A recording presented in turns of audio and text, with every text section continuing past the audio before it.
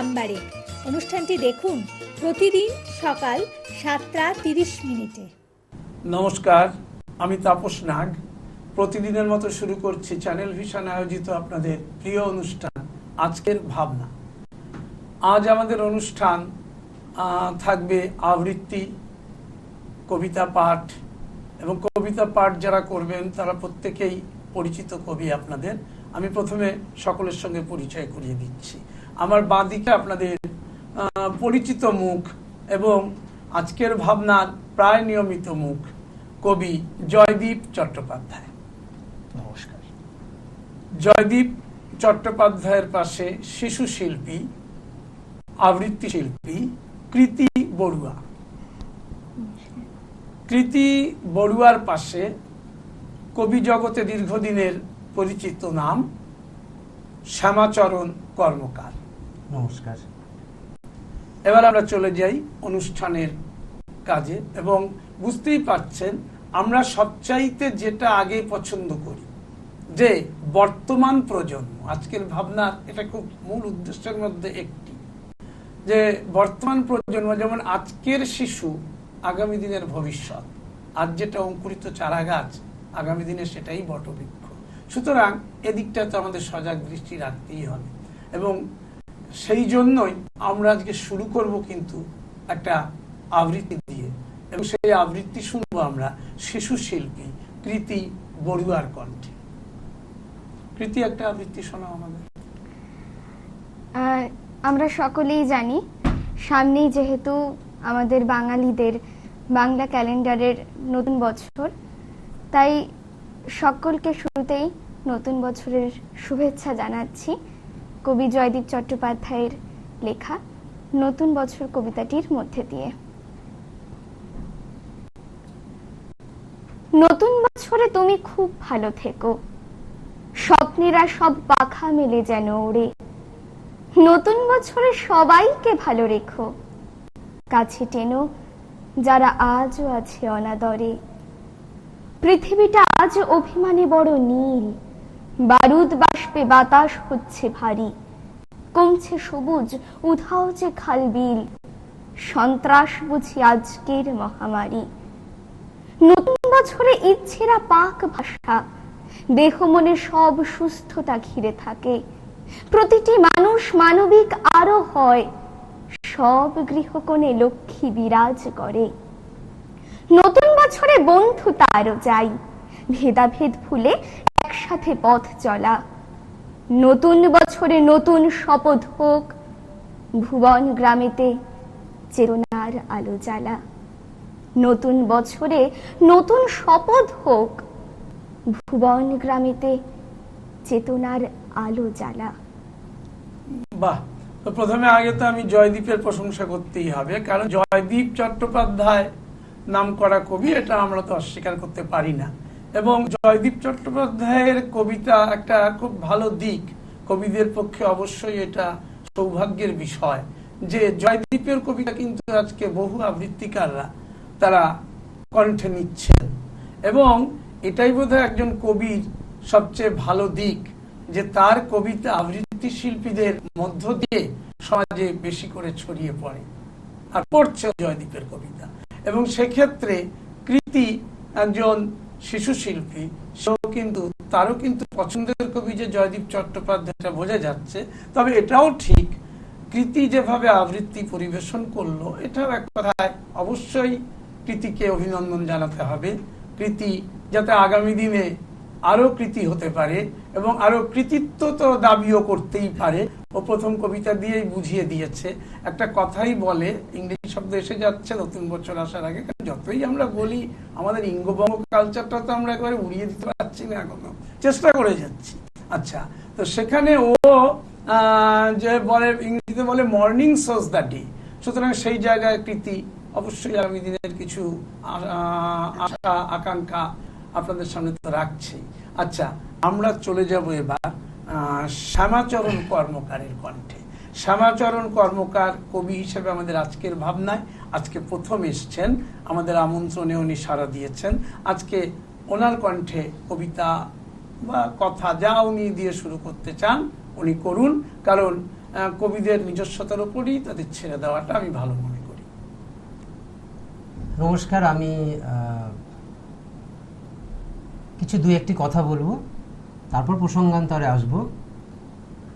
তো আমি কবিতা যখন হচ্ছে আর কবিতা যখন লিখি, তখন একটি কবিতা শোনাই। বরং আমার প্রকাশিত যাচ্ছিউরে ছড়ার দেশে বই থেকেই আমি একটি কবিতা শোনাই।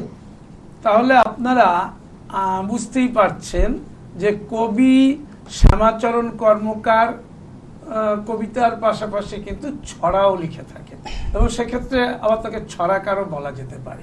আপনারা ইতিমধ্যেই ভবানী প্রসাদ মজুমদারের নাম আপনাদের কাছে মুখস্থই হয়ে আছে। তো শ্যামাচরণ বাবু যে তার পদাঙ্ক অনুসরণ করছেন এটাও আপনারা বুঝতেই পারছেন, এবং ভবানী প্রসাদ মজুমদার কিন্তু ছড়া লিখেই তার কিন্তু একটা জনপ্রিয়তা আবৃত্তি শিল্পী মহলে রয়েছে। আমরা শ্যামাচরণ কর্মকারের কণ্ঠে যাচ্ছি। হ্যাঁ, আমাদের আসলে আমরা ছোটদের জন্য বড়দের জন্য যাই লিখি না কেন, কেউ কবিতা লিখি, কেউ ছড়া লিখি। তো আজকে আমি একাধারে যেমন কবিতাও লিখি, ছড়াও লিখি, গল্পও লিখি, কবি শিশু সাহিত্যিক বলতে যা বোঝায় সবই লিখতে হয়। তো আজকে যখন আমাদের কৃতিকে পেয়েছি, কৃতি আমাদের ছোট্ট শিশু শিল্পী, শিশুরাই আমাদের ভবিষ্যৎ, তাই আমি আমার এই শিশুদেরকে নিয়েই তাদেরকে কেমন বড় করে তুলব, কেমন রাখবো, সেই বিষয়ে আমার একটি কবিতা। কবিতার নাম শিশু। আজ যে শিশু ছোট্ট কুঁড়ি, ফুল হতে দাও তাকে, রং ছড়িয়ে সেও সাজাবে ফুলের বাগানটাকে। সব শিশু পাক পেট ভরা ভাত, সবার ভালোবাসা। এই শিশুরাই দেশ ও জাতির স্বপ্ন, আলো, আশা।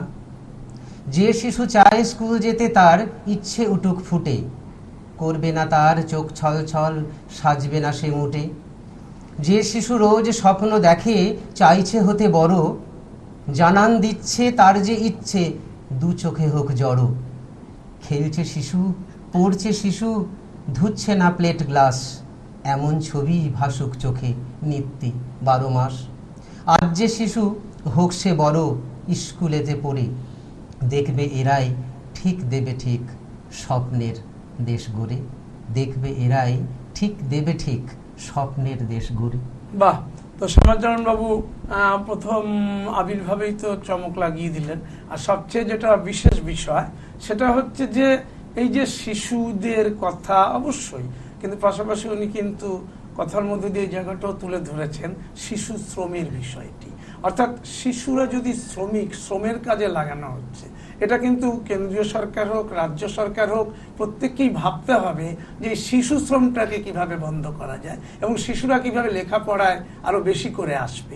আজকে দেখুন, করোনা পরবর্তীকালে একটা সময় তো খুব অবৈজ্ঞানিক ব্যাপার হয়ে গেছে, কারণ এই যে করতে হয়েছে বাধ্য হয়ে, হয়তো অনলাইন করতে গিয়ে দেখা গেছে বহু শিশু বঞ্চিত হয়েছেন লেখাপড়া থেকে, এবং এখন যখন নতুন করে স্কুল চালু হয়েছে দেখা যাচ্ছে বহু শিশু ভুলেই গেছে সবকিছু, এবং তারা স্কুলে আসার কথাও তাদের এখন মাথাতে আসছে না, নানা কাজে তারা জড়িত হয়েছে। আবার আরেকটা দিকেও তাকাতে হবে, শিশু মানেই আমরা নারীবাদী কথা বলি, আমরা অনেক কথা বলি, তো এই ক্ষেত্রে ভাবতে হবে যারা ছাত্রী তাদের দিকটাও দেখার আছে। কারণ একটা বিষয় দেখা যাচ্ছে, আমরা কন্যাশ্রীতে বিশ্ব নাম করেছি, সবই ঠিক আছে, কিন্তু পাশাপাশি সরকার তৎপর হচ্ছে, সেটাও ঠিক আছে, কিন্তু আরো তৎপরতা দরকার, যাতে অজান্তে কোনোভাবে গ্রামাঞ্চলের বা নানা অঞ্চল থেকে মেয়েদের বয়সের আগেই বিয়ের ঘরে ঢুকিয়ে দেওয়া হচ্ছে, বিয়ে দিয়ে দেওয়া হচ্ছে। এটাকে অনেক ক্ষেত্রে দেখুন, খবরে যেগুলো আসে সেগুলো তো আসে, কিন্তু আপনারা তো ভালোই জানেন বহু কিছু আসে যা খবরে ঘটে, যা হয়তো খবরই আসে না। কাজে এই জায়গাটাও সচেতন হবে, ভালো দিক হতে হবে, ভালো দিক তুলেছেন উনি। আমি এবার জয়দীপের কবিতায় যাব। আর জয়দীপের কবিতা আপনাদের আমার বলার কিছু নেই, ও যা ভালো মনে করবে শোনাবে আপনাদের। হ্যাঁ, আসলে নতুন বছর আসছে, আমরা করোনা অতিমারির দীর্ঘ আগ্রাসন পেরিয়ে জীবনের স্বাভাবিক ছন্দে ফেরার চেষ্টা করছি, কিন্তু চারপাশে যুদ্ধের আবহ, রক্তপাত, হানাহানি, সেটা আমাদের দেশ বিদেশ আন্তর্জাতিক দুনিয়ায় সর্বত্র।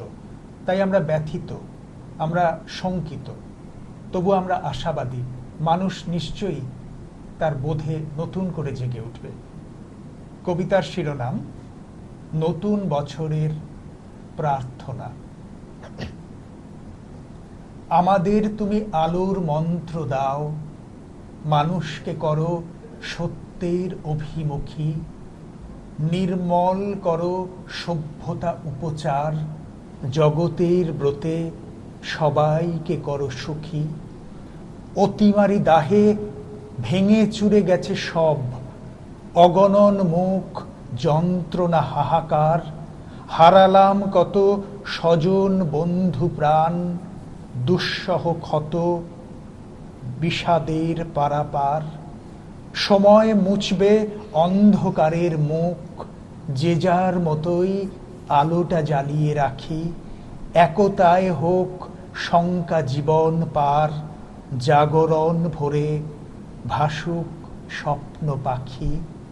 তুমি আমাদের প্রীতির মন্ত্র দাও, অমর্ত্য থেকে সফরের আলো গান, প্রকৃতি লগ্ন হোক আমাদের চলা, কল্যাণ ব্রতে পূর্ণতা পাক প্রাণ। নতুন বছর নতুন অঙ্গীকার, বৈভব নয় হৃদয়ের প্রসারণ, ছোট্ট জীবন কার্যে অনেক বাকি, তুমি ধরো হাত আছি আমি আজীবন। বাহ, আর জয়দীপ চট্টোপাধ্যায়, আমার তো নতুন করে আপনাদের বলার কিছু নেই। অবশ্যই অনায়াসে বিশিষ্ট কবি তকমা দেওয়াই যায়। তো কথাটা হচ্ছে, বিশিষ্ট কবি হিসেবে তার দায়িত্ব সমাজে রয়েছে যথেষ্টই, কিন্তু এই যে তার এই কবিতার মধ্যে যে কথাগুলো বিশেষ করে এসে যায়, যে হৃদয়ের প্রসারণের কথা তিনি বলেছেন। হৃদয়ের প্রসারণ, হৃদয় তো প্রসারিত করতেই হবে। হৃদয়ের প্রসারণ না হলে আর কবিতা লিখেই লাভ কি, আর কবিতা পড়েই লাভ কি? আমাদের লক্ষ লক্ষ কবি আছেন, কিন্তু কবিদের ভাবতে হবে যে হৃদয়টাকে উদার করতে হবে, স্বচ্ছ করতে হবে, নির্মল করতে হবে, পবিত্র করতে হবে, তবেই কিন্তু কবিতা লিখতে আপনারা আসবেন। না হলে কিন্তু সেই কবিতা লেখা আর না লেখা সমান না। আসলে এটা কবিদের উদ্দেশ্যে বলা হচ্ছে না। আমরা প্রগতি বা সভ্যতাকে এগিয়ে নিয়ে যেতে গেলে সমস্ত মানুষকেই এই যে অতিমারি পরবর্তী সময় একটা নতুন বোধের আলোয় জাগতে হবে, যে আমাদের জীবন যে কত অনিত্য, আমরা এটা খুব সামনে থেকে দেখেছি। সুতরাং শুধুই সম্পদ নয়, বস্তুগত সম্পদ নয়, আমাদের আত্মিকভাবে সমৃদ্ধ হতে হবে, একে অপরের সহমর্মী হতে হবে, তবেই কিন্তু প্রকৃতি লগ্ন হতে হবে, তবেই মানুষ বাঁচবে, সভ্যতা বাঁচবে। বেশ ভালো কথা। জয়দীপের মুখেই জয়দীপের কবিতার বর্ণনা আরো ভালো শুনলেন, কিন্তু প্রশ্ন একটা থেকেই যায়, কবিরাও তো মানুষ, কাজে সেই মানুষের মধ্যে আমাদের পশ্চিমবঙ্গে বহু কবি কবিতা লিখছেন, কিন্তু যখন কবিতা তারা লিখছেন, আমরা তো আর আমি হয়তো কবিতা লিখি না, কিন্তু আমাকে তো কবিতাটা আবৃত্তি করতে হয়। তো সেক্ষেত্রে বহু কবির লেখা, বহু কবির লেখায় কাজে অনেক ক্ষেত্রে তো মিল দেখি না। কবিদের দেখতে, আমি সকলের কথা বলছি না, সব জায়গাতেই ভালো মন্দ আছে। আমার মনে হয় এই প্রসঙ্গটা আমাদের প্রিয় কবি শ্যামাচরণ কর্মকার আজকে উপস্থিত আছেন, এটা আমাদের আজকে খুব সৌভাগ্যের ব্যাপার। আমার অত্যন্ত কাছের কবি বন্ধু, কিন্তু তার লেখনীর জন্য আমি তাকে শ্রদ্ধাও করি। তো তার কাছে আমরা এটা শুনে নেব যে কবি যেটা লেখেন সেটা তো একটা দায়বদ্ধতা থেকে যায়, যে সেটা বাস্তবে তিনি কতটা মান্য করছেন বা তার জীবন আচরণে কতটা সেটা প্রতিফলিত হচ্ছে। তাহলে বলুন, জয়দীপ তো বল ঠেলে দিল আপনার পর। হ্যাঁ, যাই হোক, আমি তাপসবাবু জয়দীপ দার কথা শুনে সেই সূত্র ধরেই আমি এগোচ্ছি যে সত্যি কথা বলতে কি, আমরা সমাজবদ্ধ জীব, তো আমাদের সবকিছু এই সবগুলো দেখেই চলতে হয়। এখান থেকেই আমরা তার উপকরণ সংগ্রহ করি। আমরা তো এর বাইরে কেউ নই, কবি বলতে তো আর অন্য কেউ নই, আমরা মানুষই।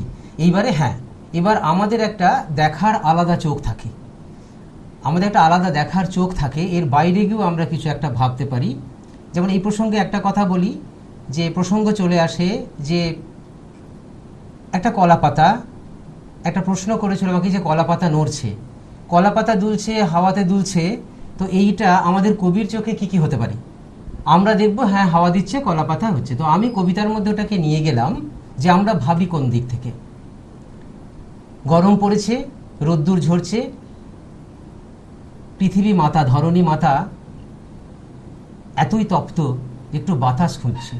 তো কলা পাতাকে পাখা মনে করে সেই পাখা তাকে চিপ্ত করছে বাতাস দিয়ে। এই যে কল্পনাটা, এই কল্পনাটা আমি আমার কবিতার মধ্যে এনেছিলাম। এটা হচ্ছে কবির দৃষ্টি। এটা কিন্তু কবির দৃষ্টি মানে বলতে চাইছি গভীর দৃষ্টি। কবির দৃষ্টি মানে হচ্ছে গভীর দৃষ্টি। একটু থামাচ্ছি, হ্যাঁ, কিছু মনে করবেন অবশ্যই। না। যেমন আমি একজন কবির লেখায় পেয়েছিলাম, দেখার চোখটা থাকলে ঠিকই দেখতে পেতে, একদম। রোজ দুবেলা কত মানুষ পায় না খেতে, ঠিক, ঠিক, ভাগ্যে সে একদম, চোখ নেই, একদম তাই চোখ দিন নেই। যাচ্ছে চলে, একদম বউয়ের ঠিক। হাতের ঝোলে ঝালে আরম্বলে। একদম, তাহলে কবির একদম, দেখার চোখটা তো থাকতে হবে, একদম, দেখার চোখটা সেই জন্য তো থাকবে। জয়দীপ হয়তো বলে, যেহেতু কবি কবিদের চটাবে না, এটা একদম, স্বাভাবিক, হ্যাঁ। কিন্তু আমার মনে হয়েছে হ্যাঁ। যেন আমি হয়তো বলেছি। হ্যাঁ, না, একদম আসলে ঠিক। এটাই মানে অন্তর্দৃষ্টি, যেটাকে আমরা এই যে দেখার চোখ, থার্ড এই আই যে আমি যেটাকে দেখার বলি। চোখ, third eye দেখার যেটা, চোখটা থাকলেই তো দেখার কবি। চোখটা থাকতে হবে একদম। সেই জন্য তো জীবনানন্দ দাশ বলেছেন সকলেই কবি নন, কেউ কেউ কেউ কেউ কবি। কবি। ঠিক, ঠিক, কেউ কবিতা কেউ লক্ষ কবি। লোক লিখছে, লক্ষ একদম। লোক কবি না, নয় না, আসলে। না, না, একদমই নয়। আমার আপত্তি নেই এবং কবি আমরা আমার যারা ক্ষুদ্র লেখালেখি হলে। করছি, আমরা মনে করি আমরা কবিতা লেখার অভিযাত্রায় আমরা এগিয়ে যাচ্ছি।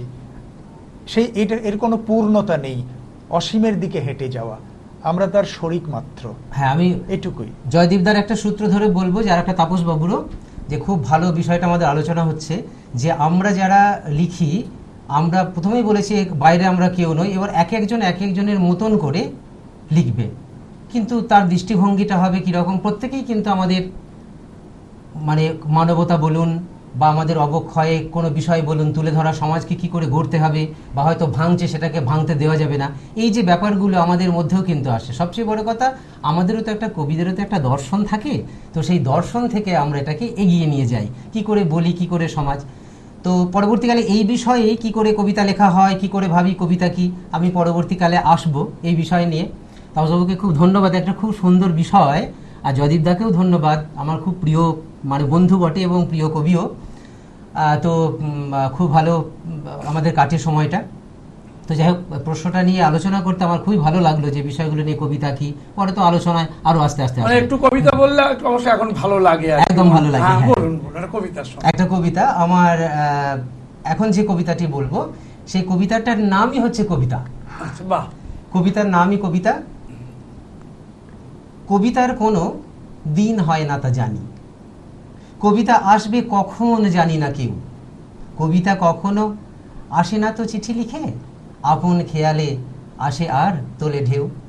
কবিতা স্বাধীন, কবিতা অবাধ চলায়, কবিতা অতিথি, তিথি জ্ঞান নেই তার, ইচ্ছে হলেই কলমে জমায় ভিড়, কবিতা দেখে না আলো ও অন্ধকার।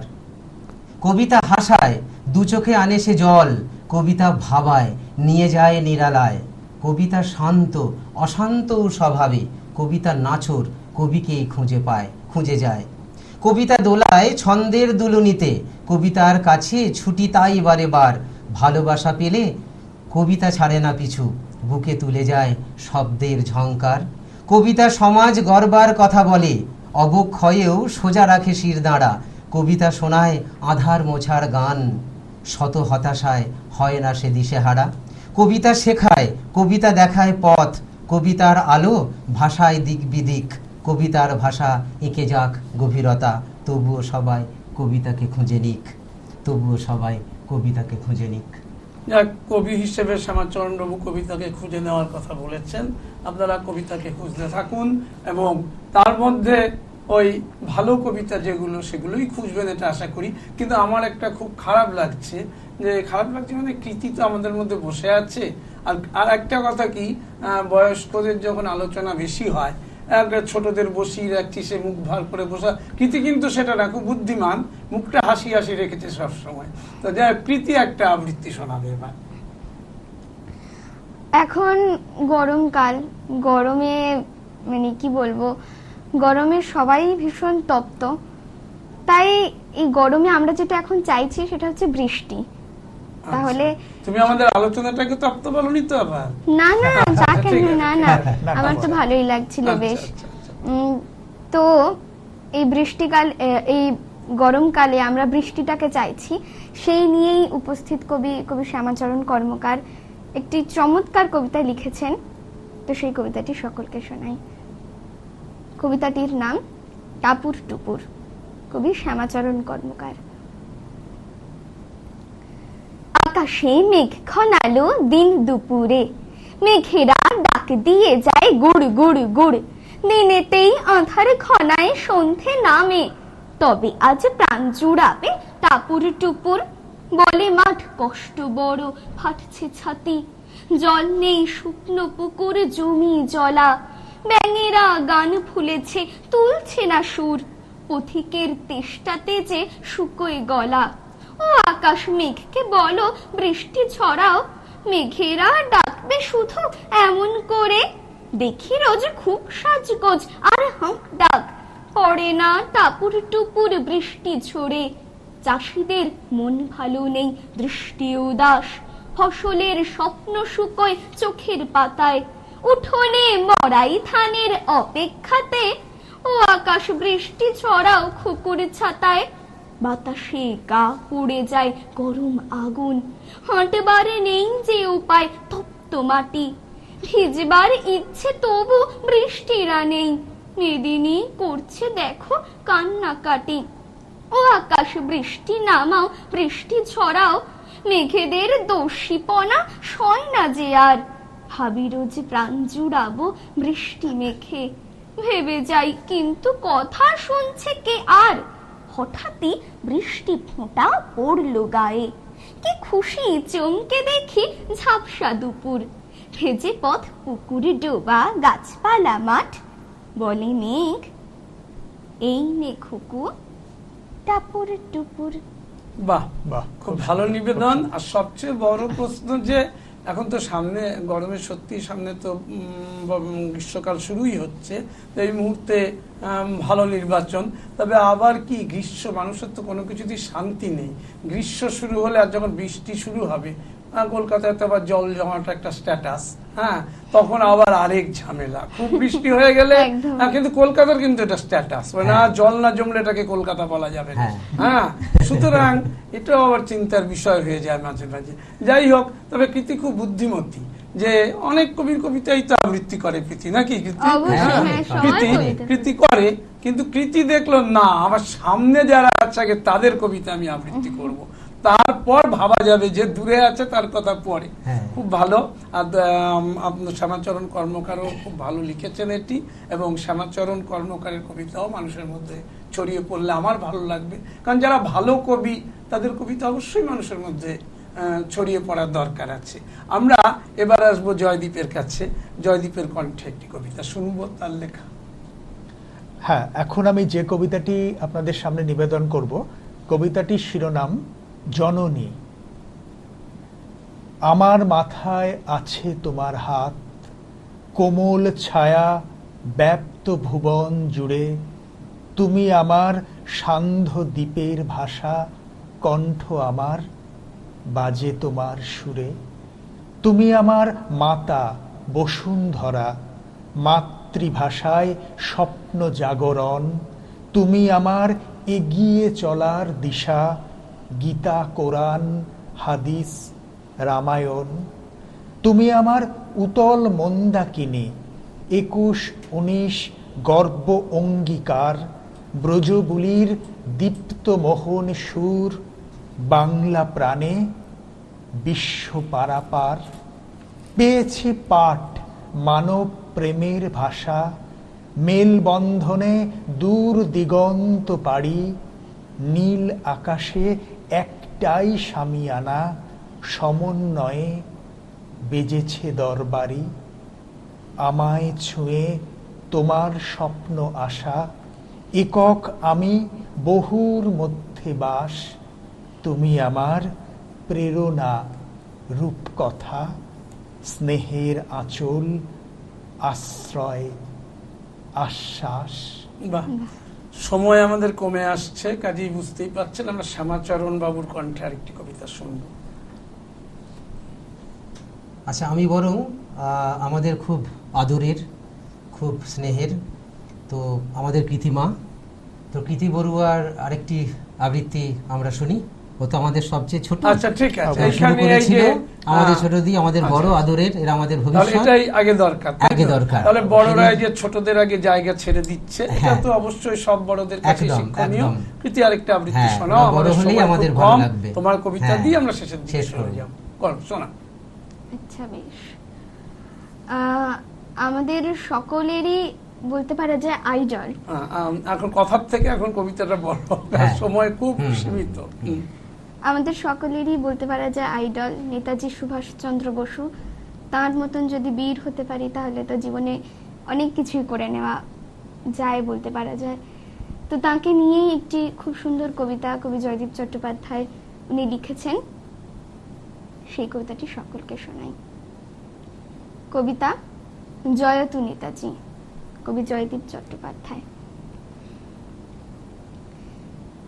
পারিনি আমরা মর্যাদা দিতে তোমাকে, মুক্তি সূর্য নির্ভীক মহাপ্রাণ। হৃদয় এখনো তুমি রাজার রাজা, জয়তু নেতাজি অমরত্বের গান। রক্ত দিয়েই চেয়েছিলে স্বাধীনতা, বিবর্ণ প্রাণে মুক্তির নীলাকাশ। সাম্য মৈত্রের শিক্ষাই ছিল ব্রত, শৃঙ্খল মুছে চেতনার উদ্ভাস। এলো স্বাধীনতা, ভাগ হয়ে গেল মাটি, ক্ষমতা দখলে রাজনীতি কারবার। লক্ষ প্রাণীর রক্তের স্বাধীনতা, দিশা খুঁজে আজও অতৃপ্ত হাহাকার। বজ্রকণ্ঠে দিল্লি চলার ডাক, আজাদ হিন্দে প্রদীপ্ত আহ্বান। ইতিহাস আজও কানে কানে কথা বলে, হাওয়ার শরীরে অবহেলিতের ঘ্রাণ। জন্মটা আছে, মৃত্যু তোমার নেই, আবহমানের চির সংগ্রামী বীর। আপোষবিহীন মানবিক ধ্রুবতারা, প্রবাহের স্রোতে চির উন্নত শির। বাহ, খুব সুন্দর। আচ্ছা জয়দীপ, খুব অল্প সময় ছোট্ট কোনো কবিতা কাছে আছে? খুবই ছোট, 1 মিনিট। আসলে আমরা তো কবিতার মধ্যে দিয়ে সম্প্রীতির কথা বলি, ভালোবাসার কথা বলি, নতুন বছর আজকে তো আর দেওয়া সেরকমই- যাচ্ছে না। হ্যাঁ। পুরো সময়টা পেয়েছি, একটু সময় ছিল যদি সঙ্গে সঙ্গে হ্যাঁ, শুরু করা করা যেত বা যেত। দু একটা কথা কারণ বলেই শেষ করা আমাদের, ভালো। আপনারা তো জানেনই যে একটা নির্দিষ্ট সময়ের মধ্যে সীমাবদ্ধ থাকতে হয়। সবকিছু একটা গণ্ডিতে, একটা নিয়মের মধ্য দিয়ে চলে, বুঝতেই পারছেন। তার বাইরে আমি, আপনি, আমরা কেউই নই। আজকের মতো আমি জয়দীপের কবিতা, জয়দীপকে আবারও আমি আমন্ত্রণ আমার চ্যানেলের আজকের ভাবনার পক্ষ থেকে অবশ্যই জানাবো। আজকে জয়দীপ চট্টোপাধ্যায়, কৃতি বড়ুয়া ও শ্যামাচরণ কর্মকারকে সঙ্গে নিয়ে আমি তাপস নাগ আজকের মতো আপনাদের কাছ থেকে বিদায় নেব। কিন্তু যাবার আগে যে কথা প্রতিদিন বলে যাই, আগামীকাল ঠিক সকাল 7:30 আপনারা আবার দেখতে ভুলবেন না চ্যানেল ভিশন আয়োজিত আপনাদের এই প্রিয় অনুষ্ঠান আজকের ভাবনা। নমস্কার। চ্যানেল ভিশন আয়োজিত গান, কবিতা, সাহিত্য ও আড্ডার এক অভিনব অনুষ্ঠান আজকের ভাবনা। অনুষ্ঠানে উপস্থিত থাকবেন বিশিষ্ট আবৃত্তিকার তাপস নাগ। অংশগ্রহণের জন্য যোগাযোগ করুন স্ক্রিনে দেওয়া নাম্বারে। অনুষ্ঠানটি দেখুন প্রতিদিন সকাল 7:30 চ্যানেল ভিশন।